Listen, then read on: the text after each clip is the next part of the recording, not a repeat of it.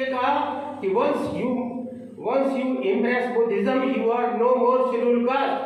And so far, जो लोग law के स्टूडेंट हैं, मैं दिल्ली यूनिवर्सिटी का लॉ ग्रेजुएट हूँ और सुप्रीम कोर्ट में वकालत करता हूँ, इस बात को मैं चैलेंज के साथ कहता हूँ कि आज तक पब्लिक रिप्रेजेंटेशन एक्ट 1951-53 अभी तक अमेंड नहीं हुआ, जिसमें शेड्यूल कास्ट के रिजर्वेशन, जिसमें बुद्धिस्टों के रिजर्वेशन की बात कही गई हो।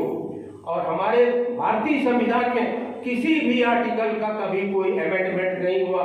ये सब फर्जी काम है, हमारा कोई रिजर्वेशन नहीं है।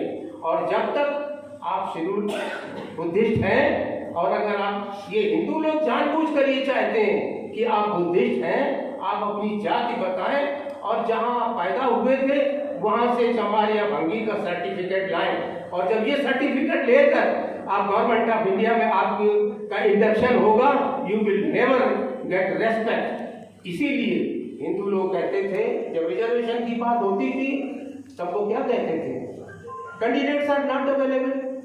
Then Baba Saheb reply, when they became available then you said they are not suitable, when they became suitable then you said they are not capable, when they became capable then you said they are not trustworthy. Since they are not trustworthy, then your integrity is doubtful and you are unfit forever. So according to the law, Public Representation Act that has not been amended so far, Constitution में अभी तक कोई amend नहीं हुआ।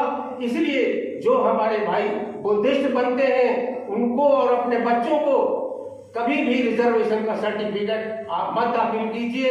अगर आप reservation certificate देंगे, आपको हमेशा नीची दृष्टि से देखा जाएगा, आपका कहीं भी डोमिनेंट रोल नहीं होगा।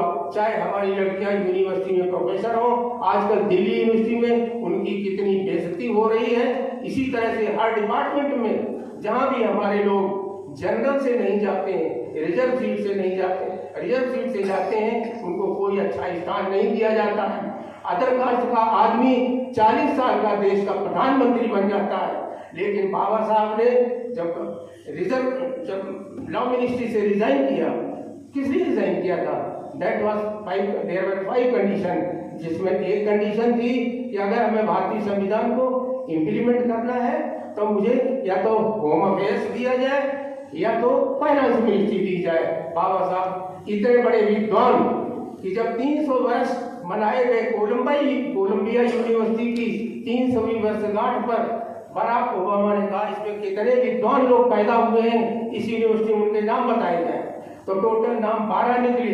इसके बाद ये कहा गया कि इसमें सबसे विद्वान आदमी कौन था, उसमें टॉप में डॉक्टर B.R. अम्बेडकर थे।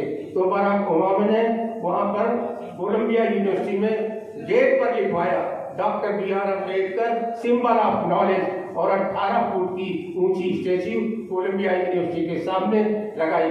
तो ये बुद्धिज्म का सिद्धांत है, इसलिए इस चीज को आप छोड़ दीजिए। जो लोग बुद्धिस्ट हैं उनको कहीं भी अपने बच्चों के लिए रिजर्वेशन का फायदा उठाने की कोशिश नहीं करना चाहिए।